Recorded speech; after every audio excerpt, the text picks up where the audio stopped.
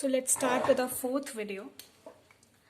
So in the part third, we were learning about the composition of blood, and we had completed plasma in the second part, and the third part I have completed formed cellular elements till RBCs, that is erythrocytes, I have explained in the third part. So in the fourth part, we'll talk about WBCs, also known as leukocytes. So we were learning about formed cellular elements, okay, which is the second major part of composition of blood. So composition of blood or plasma of formed cellular elements. Now as we are talking about WBCs, let's just recap again. Composition of blood के दो parts plasma and formed cellular elements हैं. Formed cellular elements total 3 types के हैं. पहला है RBCs, that is red blood corpuscles, also known as erythrocytes. We have completed this RBCs in the third part of the video. In the fourth part, we'll continue with the WBCs. The second type of formed cellular elements is WBCs, which is leukocytes, and the third type is blood platelets. Now we'll start with WBCs in our fourth video, and I've completed till RBCs. Okay, and WBCs के बहुत सारे types, so let's just first see the names. Okay, now WBCs also known as leukocytes. ये जो होते हैं, they are of two types. The first is agranular leukocytes. Leukocytes basically WBCs का नाम ही है, तो agranular leukocytes. Second is granular leukocytes. Now नाम से पता चलता है agranular means and granular. Granular is basically the granules. So इसमें granules आ रहे हैं. Now what are granules? See, granules जो है ना एक हार्ड स्ट्रक्चर है. इट्स लाइक बहुत छोटा सा particle, round shaped. Okay, so granules is basically Hindi में कहते हो इट्स लाइक छोटा दाना. Okay, like coffee granules word सुना होगा. सो ग्रैन्यूल्स वही होता है. Okay, just now will see that where are the granules in these. Okay, granular मतलब ग्रैन्यूल नहीं है, एंड ग्रैन्युलर मतलब ग्रैन्यूल्स है इसमें. ओके, सो नाम से पता चल जाता है. Agranular leucocytes, granular leucocytes. Now agranular leucocytes के लिए भी एक वर्ड बता दे, that is agranulocytes. So agranular leucocytes पढ़ने की जगह अग्रैन्युलोसाइट्स ज्यादा इजी है, एंड ग्रैन्युलर ल्यूकोसाइट्स को भी ग्रैन्युलोसाइट्स. नाउ हम पहले आते हैं फर्स्ट पार्ट में, that is agranular leucocytes also known as agranulocytes. उसके दो टाइप्स हैं. The first is monocytes and the second is lymphocytes. Now monocytes को हम फेगोसाइट्स भी कहते हैं. ऐसी बहुत सारे डिफरेंट नेम्स है, so you have to learn all. Monocytes को हम फेगोसाइट्स भी कहते हैं, and the second is lymphocytes. फिर आते हैं granulocytes also known as granular leukocytes. उसके 3 पार्ट्स हैं. The first is acidophils, that is also known as eosinophils. See, it's EO, okay? And the second is basophils, and the third is neutrophils. Okay, so WBCs के 2 part है. पहले part के 2 part है, and the second part के total 3 parts है. Don't get confuse, आराम से पढ़ेंगे. पहले पार्ट में आते हैं what are WBCs. Okay, WBCs का full form you know, white blood corpuscles, also known as leucocytes. So let's talk about leucocytes first. See, पहली चीज तो उन्होंने बता रखा है, just write point by point. Leucocytes are in general are amoeboid. Now amoeboid का meaning है that they don't have definite shape, that is without any definite. इनका कोई डेफिनेट शेप नहीं है. ओके, सब अलग अलग है. तो इतने सारे पार्ट्स है तो सबके डेफिनेट शेप्स अलग होंगे. ठीक है, and second the major thing that is they are nucleated corpuscles. Now in the third video when we were talking about RBCs denucleated थे, बट उनके immature RBCs में न्यूक्लियस था जो डिसअपियर हो जाता है बाद में मैच्योरेशन के टाइम पे. बट WBCs में न्यूक्लियस पहले से है. They are nucleated corpuscles. तो WBC एंड RBC का सबसे मेन डिफरेंस क्या हो गया? RBC denucleated है, ठीक है, and WBCs they are nucleated corpuscles, which means nucleus है. Now उनको बहुत सारे नाम दे रखे, ठीक है. पहले नाम पे आते हैं, that is they are known as phagocytes. Now why they are known as phagocytes? As they engulf the foreign and worn out structures. See, WBCs जो है, they engulf the foreign and worn out structures. जो foreign bodies है उनको engulf करता है, and ऊपर से जो worn out structures है उनको भी एनगल्फ करता है, मतलब जो काम के नहीं. worn out means damaged और old. Okay, and second name is also उनको कहा जाता है दैट इज स्कैवेंजर्स. बेसिकली ये सब वो काम करते हैं. स्कैवेंजर्स क्यों? As they engulf the worn out tissues of the body. Scavengers मतलब क्या है? worn out tissues मतलब old damaged tissues, ठीक है, जो काम के नहीं है वो भी ये खा जाते हैं, ठीक है, they engulf. and phagocytes मतलब ये foreign bodies को भी engulf करते हैं. Third, they are also known as that is soldiers of the body. Obviously body को बचाते, they are known as soldiers of the body.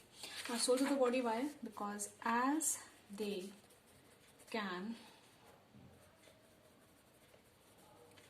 accumulate at the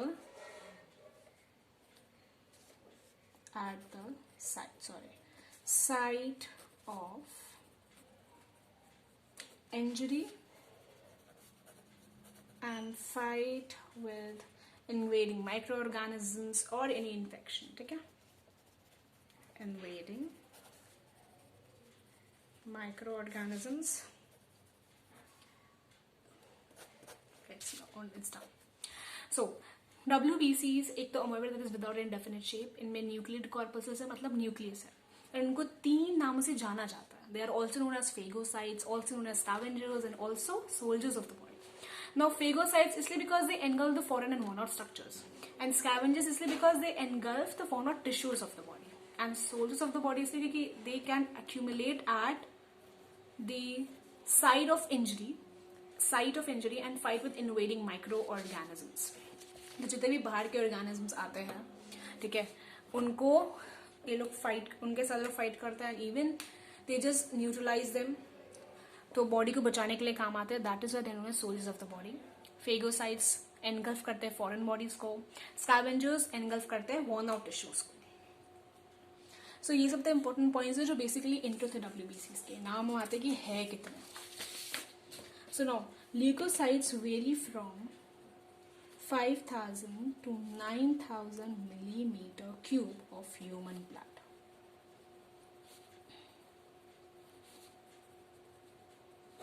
So WBCs total हमारे human blood में 5,000 to 9,000 millimetre cube में होता है. Okay, and they are produced. Production कहाँ होता है इनका? प्रोडक्शन होता है इन द बोन मैरो, तो बोन मैरो में होता है, और in lymphoid tissues. Lymphoid tissue मतलब जिसमें lymph होता है. Lymph is a colorless fluid. Lymphoid tissues क्या है? That is such as lymph nodes, spleen और etc. ठीक है. So lymphoid tissue मतलब lymph nodes, spleen etc. ये सब lymphatic organs है. या तो ये bone marrow में होता है प्रोडक्शन इनका, या तो lymphoid tissues. Lymphoid tissues कौन कौन से? Lymph nodes, spleen etc. Extraordinary increase in the number of leukocytes is called leukemia. Now there is a term that is leukemia, and दूसरा term है that is leukopenia. Now see, leukemia is the increase in the number of WBCs, that is leukocytes. And leukopenia is the decrease in the number of WBCs. Increase करे, see it's E, okay. Increase करे तो leukemia and decrease करे तो leukopenia. अब WBC ज़्यादा हो जाता है तो known as leukemia, and if कम हो जाता है तो is leukopenia. Now see, जब WBC ज़्यादा हो जाता है ना, that term is leukemia, but एक कैंसर है जिससे हम ये कहते हैं दैट इज ब्लड कैंसर.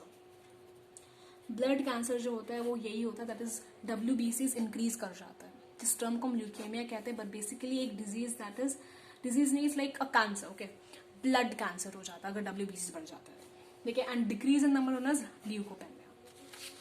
सो ये सब इंट्रो था. इंट्रो में खत्म हो गया कि न्यूक्लिएटेड है, अमोएबॉइड है, phagocytes, scavengers of the body इनको कहा जाता है. देन ये 5,000 9,000 millimetre cube of human blood में होते हैं. इनका प्रोडक्शन बोन मैरो और लिम्फोइड टिश्यूज में होता है. एंड 2 टर्म दे रखे, increase and decrease of RBCs, leukaemia and leukopenia respectively. Now we are coming on that is types of leucocytes. अब हम यहाँ से याद करना चालू करेंगे दैट टाइप्स ऑफ ल्यूकोसाइट्स कौन कौन से होता है. मैंने ट्रांसक्रिप्ट के टाइप्स बता दिए थे. दैट वाज यहाँ पे किसके 2 पार्ट्स होते हैं. तो पहले हम अग्रान्युलोसाइट्स से पढ़ते थे. Agranular leucocytes. Okay. So the first is that is अग्रान्युलर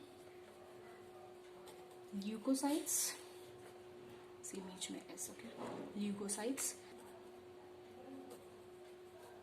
अग्रान्युलोसाइट्स.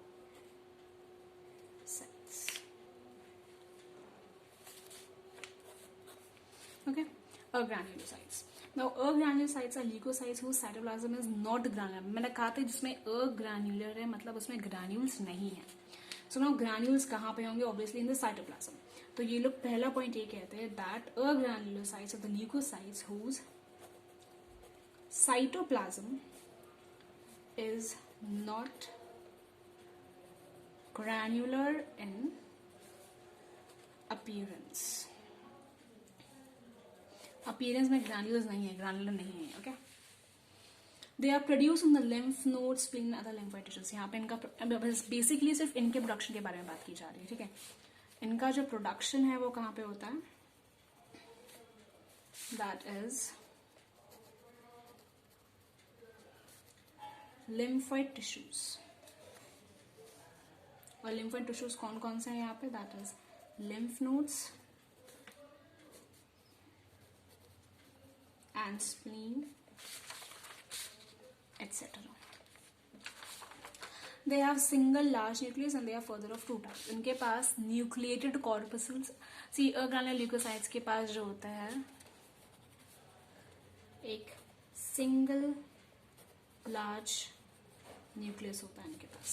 So agranulocytes या फिर agranular leukocytes. अग्रैन्युलोसाइट्स एक तो साइटोप्लाज्म जो होता है वो ग्रैन्युलर इन अपीयरेंस होता है. इनका प्रोडक्शन लिम्फोइड टिश्यूज में lymph nodes, spleen etcetera. And they have single large nucleus. Now agranulocytes के 2 टाइप्स होता है. First type that is monocytes. हमने पढ़ा था अग्रैन्युलोसाइट्स के 2 टाइप्स होते हैं, monocytes and lymphocytes. Now we will talk about what is monocytes. Monocytes, and they are also known as that is phagocytes. Okay. Types. Now monocytes क्या है? पहली चीज तो they are the largest sized leukocytes. ठीक है. Measuring about 12 to 20 micron metre in diameter. वैसे तो छोटे बट बाकी सबसे बहुत बड़े हैं इसलिए लार्जेस्ट है. भाई माइक्रोन तो छोटा ही होता है ना. So 12 to 20 micron metre in diameter and they form 3 to 8% of total leucocytes. सारे ल्यूकोसाइट्स हैं इनका 3 to 8% मोनोसाइट्स होता है. एंड मोनोसाइट क्या है? It is also an amoeboid cell. ठीक है. which is having a large kidney shaped nucleus. See, पहले तो मोनोसाइट्स हमारे लार्जेस्ट साइज ल्यूकोसाइट्स है. 12 to 20 माइक्रोन इन डायमीटर इनका साइज है. 3 to 8% टोटल ल्यूकोसाइट्स फॉर्म करता है. एंड ये अमोइबल सेल जिसमें एक लार्ज किडनी शेप न्यूक्लियस है. ओके. नाउ इनका प्रोडक्शन कहाँ पे होता है? I'm just writing in the इनका प्रोडक्शन जो होता है वो बोन मैरो में होता है. ठीक है. एंड इनका फंक्शन जो which is very important that is they help in engulfing foreign particles and as well as worn out tissues.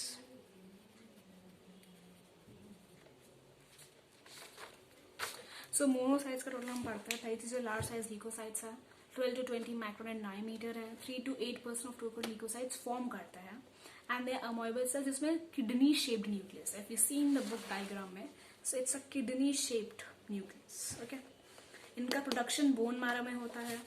इनका function, they help in engulfing foreign particles as well as worn tissues.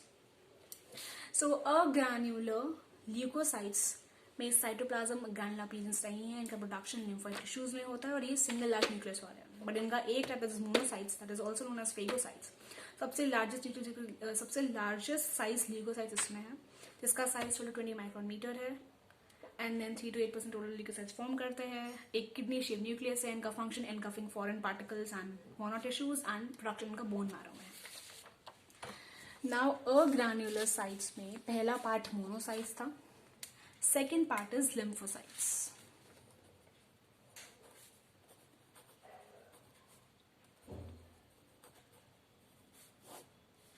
ये हमारा agranulocytes का second part है, that is lymphocytes. And agranulocytes हमारे types of leucocytes का first part. Now lymphocytes they are the size of RBCs. पहली चीज तो इनका साइज बहुत छोटा, क्योंकि आरबीसीज का साइज 7 माइक्रोन मीटर है।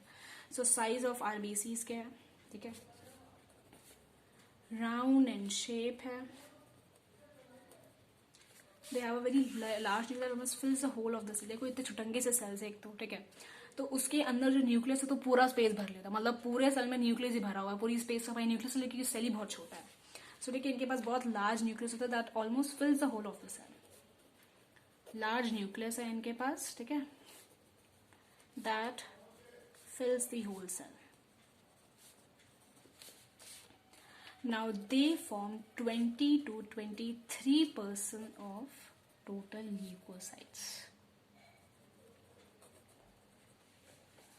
and they are, इनका जो प्रोडक्शन है वो हो रहा है स्प्लीन एंड टॉन्सिल्स में भी लिम्फोइड टिश्यूज है। Now these leukocytes are not phagocytic। ये phagocytic नहीं है। phagocyte मतलब ये कि फॉरेन पार्टिकल्स को एनगल्फ करना एंड मोनो टिश्यूज को एनगल्फ करना। इनका बेसिकली जो फंक्शन है वो ये है कि that they produce antibodies that provide immunity. Obviously antibodies immunity provide करता है, immunity against specific diseases.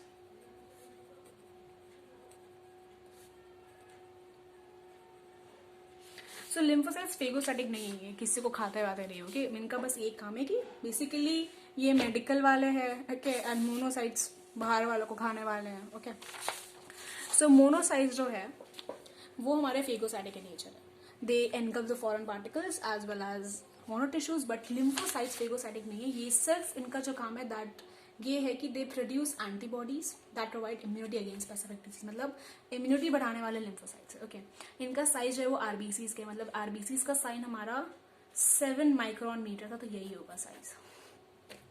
Then इनका राउंड एंड शेप है और ऊपर से छोटे से, तो जो न्यूक्लियस है वो पूरा सेल को भर लेगा। जो लार्ज न्यूक्लियस है that fills the whole cell and 20 to 23% of total leucocytes form करते हैं ये ल्यूकोसाइट्स के अंदर।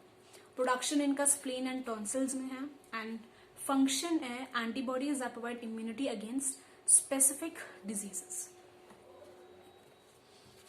सो हमने क्या खत्म कर लिया, दैट इज अगर हम देखें तो अग्रैन्युलोसाइट्स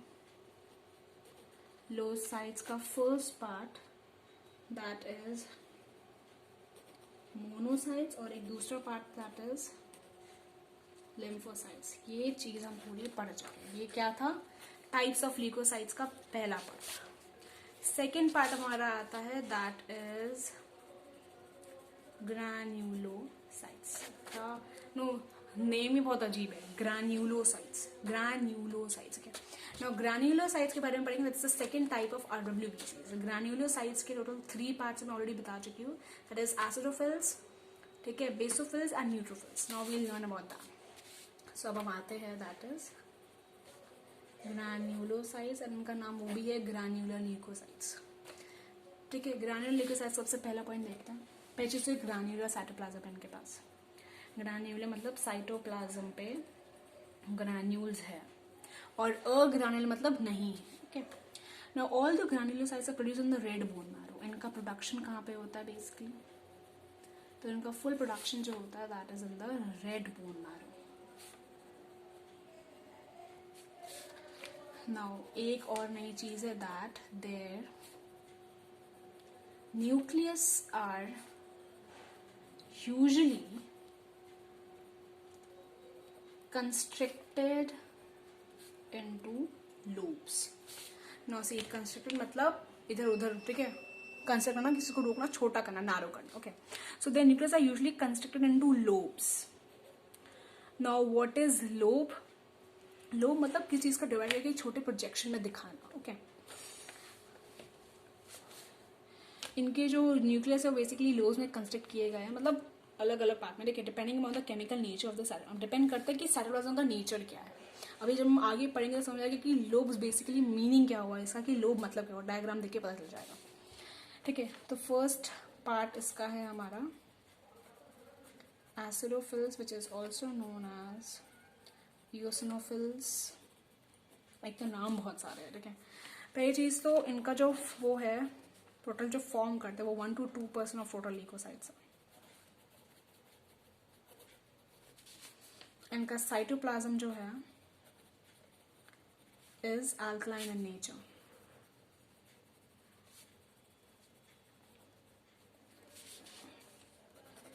नाउ एसिडोफिल के पास बिलोब्ड है, बिलोब्ड न्यूक्लियस. बिलोब्ड न्यूक्लियस मतलब ये कि लोड मतलब तो समझ में आया, बट बिलो मतलब दो. Now if you see in the diagram of acidophils, ये बिलोब्ड न्यूक्लियस है, दो न्यूक्लियस हैं, बिलोब्ड जुड़े हुए हैं. ठीक है, बेसिकली लोब मतलब यही होता है कि एक छोटे पार्ट का नो डिवीजन करके उसको प्रोजेक्शन कराना. तो ऐसे लोब में है ये. ठीक है, और ये बिलोब मतलब दो पार्ट्स है, दो बिलोब मतलब दो लोब्स है, इसलिए बिलोब्ड न्यूक्लियस है इनके पास. एंड इनका प्रोडक्शन जो है वो भी बोन मैरो में ही होता है. so, ये सब याद करना तो आसान नहीं है. सो एक पेज में लिख के सब कुछ इधर उधर लिख के पता करता कि प्रोडक्शन किसमें कितना, क्योंकि आज तो सेम प्रोडक्शन हो रहे हैं. बोन मैरो में ज्यादातर हो रहा है, बट यहाँ पे ग्रैन्युलर ल्यूकोसाइट्स बात करें तो red bone marrow. But basically सिर्फ हम एसिडोफिल्स के बारे में बात करें तो हमारा बोन मैरो में प्रोडक्शन होता है. नाउ इनका फंक्शन टू एनगल्फ बैक्टीरिया. फिर एक और फंक्शन है that is secrete antitoxin and is associated with allergy. So granulocytes में पेशियों ग्रैन्युलोसाइट्स के बारे में सिर्फ इतना है. इंट्रो में दैट ये ग्रैन्युलर साइटोप्लाज्म है, इनका प्रोडक्शन रेड बोन मैरो में होता है, और न्यूक्लियस जो है वो that is usually constricted into loops. Okay, फिर आते हैं हम एसिडोफिल्स में. एसिडोफिल्स 1 to 2% टोटल ल्यूकोसाइट्स बनाते हैं. Cytoplasm is alkaline in nature. ठीक है, एंड बिलोब्ड न्यूक्लियस है. मैंने डायग्राम में देखा था बिलोब्ड न्यूक्लियस कैसे समझ में आएगा. ठीक है, देन प्रोडक्शन इनका बोन मैरो में होता है, and function is to engulf bacteria, secrete antitoxin and with associated with allergy. Now see engulf bacteria, engulf foreign bodies तो हमारा वो मोनोसाइट्स का भी था, बट यहाँ पे वो उसको एनगल्फ करके एंटीटॉक्सिन भी सिक्रीट करता है. ओके, तो फंक्शन यहाँ पे चेंज हो गया हल्का. Secrete antitoxin is associated with allergy. तो एसिडोफिल्स खत्म. नाउ ग्रैन्युलोसाइट्स का फर्स्ट पार्ट खत्म हुआ. Now we are coming on the that is second part, second type, which is basophils. Granulocytes का second type, basophils. Now these form about 0.5% of total leukocytes, पर बहुत कम है इनका. ठीक है, they are 0.5% ल्यूकोसाइट्स. ठीक है, और इनका बेसिकली साइटोप्लाज्म देखो क्या है, एसिडिक है.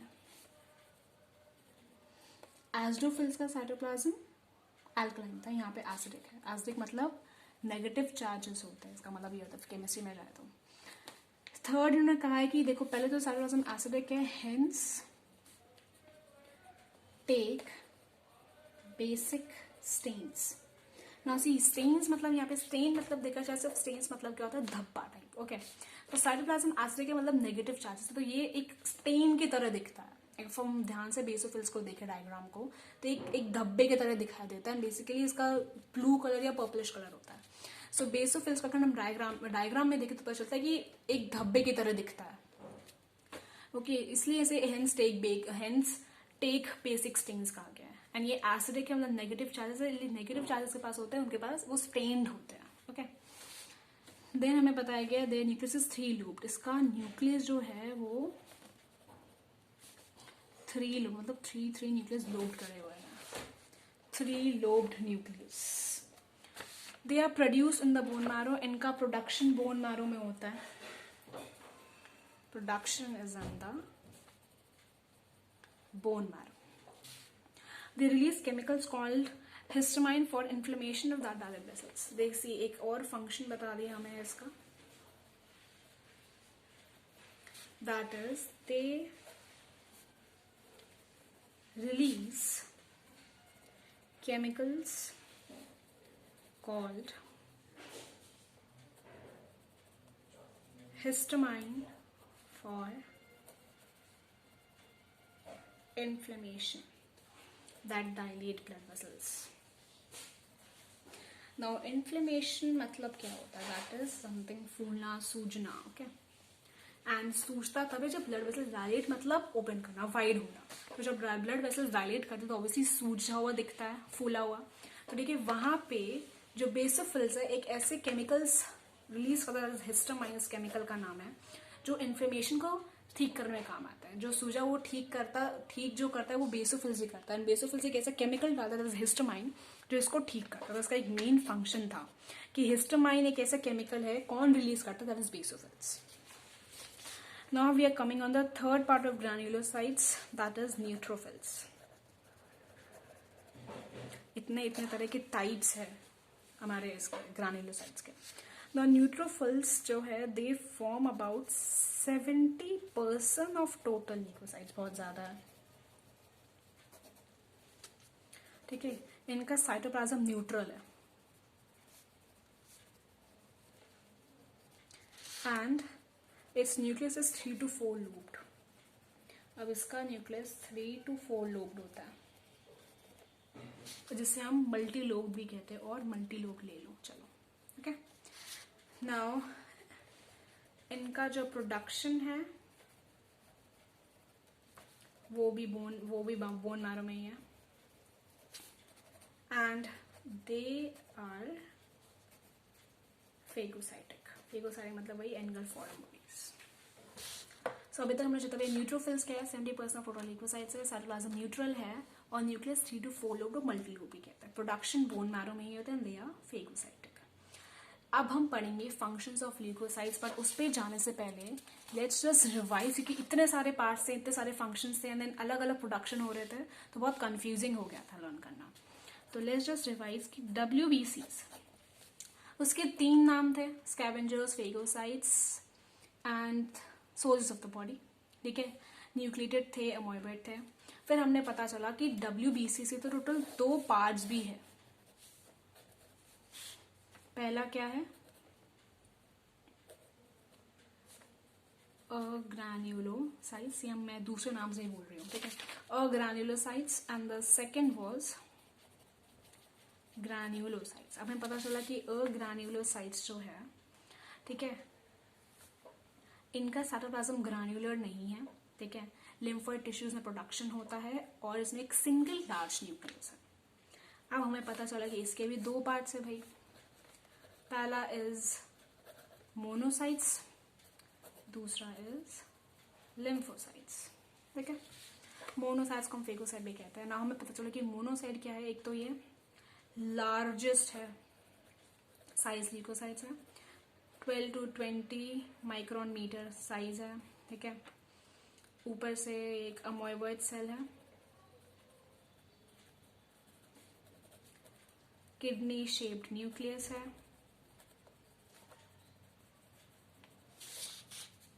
इनका फंक्शन वही एनगल्फ करना है foreign particles as well as bone और टिश्यूज।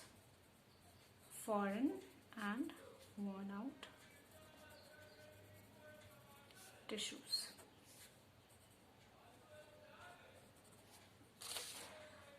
ये हमारा मोनोसाइट्स था ना. लिम्फोसाइट्स, पहली चीज इनको साइज है वो आरबीसीज का है. आरबीसीज का साइज कितना होता है? 7 माइक्रोमीटर. दूसरा राउंड शेप में है, ठीक है. इनका एक लार्ज न्यूक्लियस है, इतना लार्ज है, ऊपर से सेल इतना छोटा तो पूरा सेल को भर लेता है. 20 to 23% टोटल ल्यूकोसाइट्स में आते हैं ये. फिर इनका प्रोडक्शन जो होता है वो होता है हमारे स्प्लीन एंड टॉन्सिल्स में. अब इनका प्रोडक्शन तो बोन मैरो में होता है, मैं लिखना भूल गई, जस्ट राइट दिस. इनका प्रोडक्शन बोन मैरो में होता है, इनका प्रोडक्शन स्प्लीन एंड टॉन्सिल्स में होता है. और ये इम्यूनिटी के लिए बेसिकली काम आता है. सो ये सब एक छोटे से पार्ट में लिख लिया था. Now we are coming on granulocytes. Granulocytes का पहला पार्ट है हमारा एसिडोफिल्स, ठीक है. एसिडोफिल्स हमने पढ़ा था 1 to 2% है टोटल बनाते हैं. ऊपर से इनका साइटोप्लाज्म जो है वो अल्कलाइन है. इनका बिलोब्ड न्यूक्लियस है. प्रोडक्शन बोन मैरो में होता है. ना उसे ये कीवर्ड बना लो, then you can just write in English. और इनका एनगल्फ फंक्शन क्या है? बैक्टीरिया, और लिख लो एंटीटॉक्सिन सिक्रीट करता है. जस्ट राइट इन कीवर्ड्स, ठीक है. एंड एसोसिएटेड एलर्जी भी लिख लो. चलो एसिडोफिल्स खत्म. नाउ इसका जो सेकंड पार्ट है वो मैं यहाँ लिख रही हूँ, जगह नहीं है, okay. That is basophils, lymphocytes, monocytes और एस्ट्रोफिल्स. ये सबके कीवर्ड्स हैं. जस्ट ये याद कर लो and then you will be writing in English, okay. बस एक दो लाइन के वर्ड्स बनाने हैं. नाउ बेसोफिल्स में आ जाते हैं. पहला चीज 0.5% है इनका टोटल फॉर्म जो करता. Cytoplasm is acidic, okay.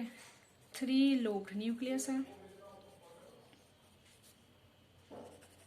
ऊपर से ये एक केमिकल के लिए फेमस है, केमिकल देता है दैट इज हिस्टामाइन, जो किसके लिए काम आता है? इन्फ्लेमेशन के लिए.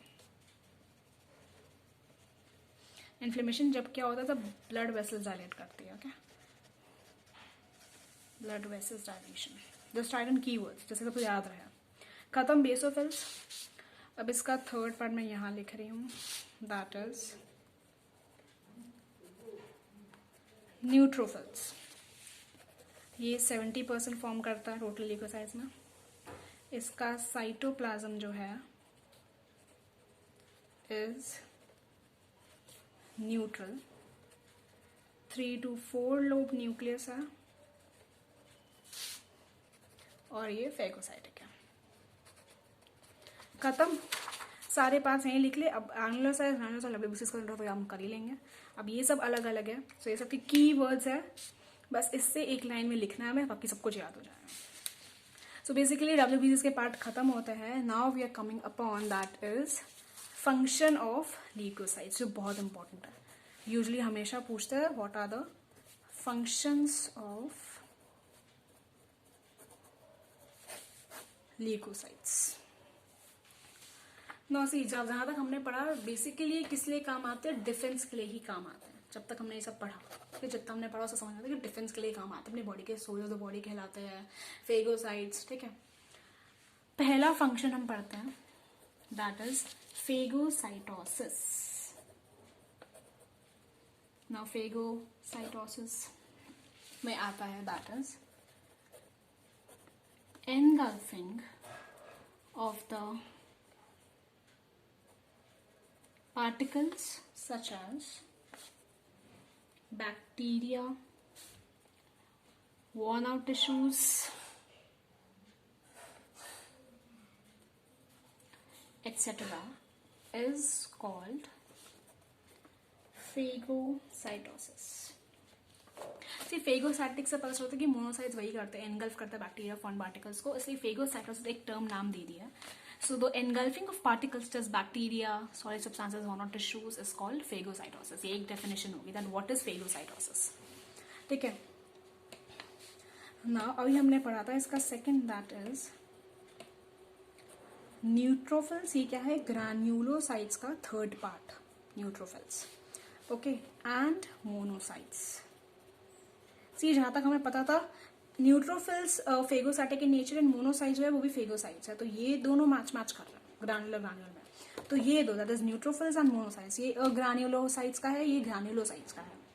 ठीक है. द न्यूट्रोफिल्स एंड मोनोसाइट्स, ठीक है, दे एनगल्फ पैथोजेंस. ठीक है,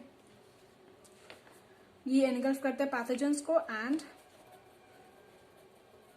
प्रोटेक्ट अस फ्रॉम डिजीजेस.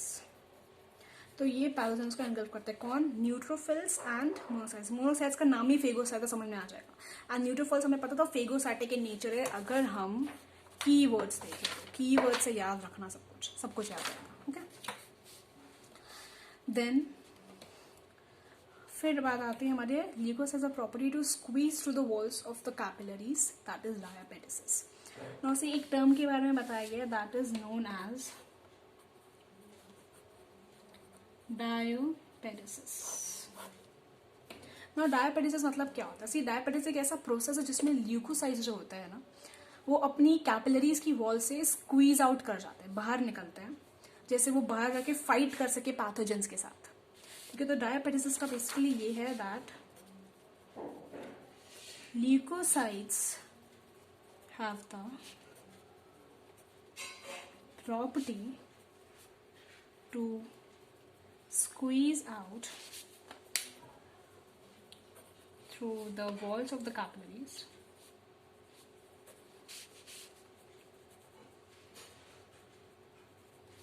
ठीक है, at the site of injury to fight with the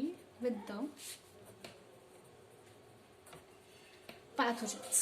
तो डायोपेटिसिस बेसिकली वही है कि जब leucocytes at the side of injury पे पैथोजेंस को फाइट करने के लिए बाहर निकलते हैं अपने कैपिलरी से, स्क्वीज आउट कर जाते हैं, दैट प्रोसेस को हम डायोपेटिसिस कहते हैं. सी डायग्राम में दे रखा है, ये वॉल्स ऑफ कैपिलरीज है. ठीक है, ये पूरा आरबीसी मतलब ये कैपिलरी है, ये आरबीसी है. यहाँ से क्या करते हैं डब्ल्यूबीसी बाहर जाते हैं और फॉरेन बॉडी के साथ उसको स्क्वीज आउट कर लेते हैं. सी डब्ल्यूबीसी ये है और फॉरेन बॉडीज गुजर लिया उसको मैंने. ठीक है. Now the killed leukocytes pass out of the wounds together with the tissues is called pus. Now एक और term that what is pus. See जो killed leukocytes होते हैं ना, कि बेचारे मर गए, शहीद हो गए विष्णुनाथ. ओके. ल्यूकोसाइट्स वो वूंड से जो पास आउट होते हैं उसे हम पस कहते हैं. ऑब्वियसली देखा होगा पस व्हाइट कलर का होता है. ठीक है. And abnormal increase in WBC could indicate some infection in the body. Okay. तो पहला हमने पढ़ा फेगोसाइटोसिस. ठीक है, जिसमें डायोपेटिसिस और पस दोनों आ गए. फेगोसाइटोसिस मतलब ये कि एनगल्फ करना, तो उसमें क्या क्या होता है, तो ये दो प्रोसेस है. तो फेगोसाइटोसिस पहला फंक्शन है. What is phagocytosis? वही एनगल्फिंग द बैक्टीरिया. ठीक है, tissues. Then neutrophils and monocytes engulf करता है पैथोजेंस को. डायोपेटिसिस प्रोसेस में क्या होता है? ल्यूकोसाइट्स अपनी कैपिलरीज की वॉल से बाहर जाते हैं फाइट करने के लिए पैथोजन से. और पस जो होता है वो किल्ड ल्यूकोसाइट्स होता है जो वूंड से बाहर आते हैं. ओब्वियसली व्हाइट कलर का होता है, जो हमने देखा हुआ. Okay. This was the first function of leukocytes. Now the second function, that is formation of antibodies and antitoxins. So formation of antibodies and antitoxins. See, antibodies हमने पढ़ा था lymphocytes में, याद हो तो. They provide immunity. इम्यूनिटी कौन देता है? एंटीबॉडीज और लिम्फोसाइट्स होता है. एंड एंटीटॉक्सिन्स के लिए मुझे याद है एसिडोफिल्स एंड बेसोफिल्स भी देखो केमिकल दे रहा है, तो एंटीटॉक्सिन ही हुआ. सो बेसोफिल्स एंड एसिडोफिल्स एंटीटॉक्सिन के लिए, एंटीबॉडी के लिए लिम्फोसाइट्स. सो लिम्फोसाइट्स प्रोड्यूस एंटीबॉडीज. ठीक है. ऑब्वियसली एंटीबॉडी स्पेसिफिक डिजीज के अगेंस्ट काम करता है. And second is acidophils and basophils. ठीक है. Produce antitoxins. ना एंटीटॉक्सिन्स जो होते हैं ना वो न्यूट्रलाइज करते हैं। न्यूट्रलाइज मतलब ये है, देखो eosinophils and basophils produce antitoxins that neutralise the toxins and protect the body. So जो एंटीटॉक्सिन्स है वो क्या करते हैं, जो टॉक्सिन्स होते हैं ना उन्हें दे जस्ट न्यूट्रलाइज देम, जैसे वो हार्मफुल ना हो जाए, ठीक है। Antibodies act as antitoxins to neutralise the poisonous effect of the toxins. जो टॉक्सिन्स का पॉइजनस इफेक्ट है उनको न्यूट्रलाइज कर देते हैं, that is also known as detoxify कर देता है। कौन? एंटीटॉक्सिन्स। नो, और जो टॉक्सिन वो तो पता है पॉइजनस है, ठीक है। This was the second function, formation of antibodies and toxins. सिर्फ इतना बताना था कि लिम्फोसाइट्स एंटीबॉडीज प्रोड्यूस करता है, ठीक है, जो कोई स्पेसिफिक डिजीज की अगेंस्ट प्रोटेक्ट करने में बॉडी में काम आता है। Second thing, acidophils and basophils antitoxins produce करते हैं एंड जो टॉक्सिन्स को न्यूट्रलाइज करता है फिर डिटॉक्सिफाई करते हैं। टॉक्सिन्स पॉइजनस, जो टॉक्सिन्स जो होते हैं वो पॉइजनस सब्सटेंसेस है, ठीक है, जो ब्लड स्ट्रीम में एंट्री लेते हैं, ठीक है, जो डिजीज कॉजिंग जर्म्स है। सो उन्हें न्यूट्रलाइज एंटीटॉक्सिन करते हैं। खत्म सेकेंड फंक्शन, बस इतना ही लिखना था। The third function is of immunity. Now, resistance of the body against diseases is called immunity. इसकी definition that is resistance of the body against diseases is called immunity. Lymphocytes are responsible to provide immunity against, see lymphocytes जो antibodies बनाते हैं तो वही immunity provide करता है। तो immunity के लिए कौन रिस्पॉन्सिबल है? लिम्फोसाइट्स। ये थर्ड फंक्शन था। And the fourth function is inflammation. Increased local heat, redness, swelling and pain due to reaction of tissues to injury and to localized invasion of germs is called inflammation. Now see inflammation की बहुत बड़ी definition दे रखी है, that is increased local heat, redness, swelling and pain due to reaction of tissues to injury and to localized invasion of germs, ठीक है, is called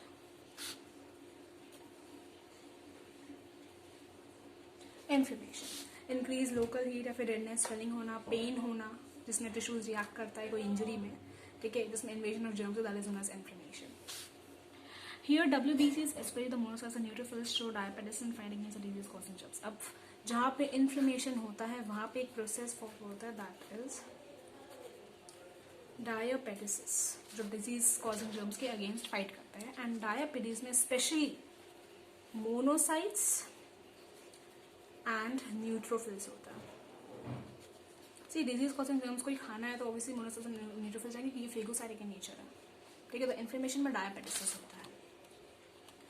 so we are over with the functions, then types of leucocytes, then agranular leucocytes and granular leucocytes में उसके उनके types and all the intro of WBCs।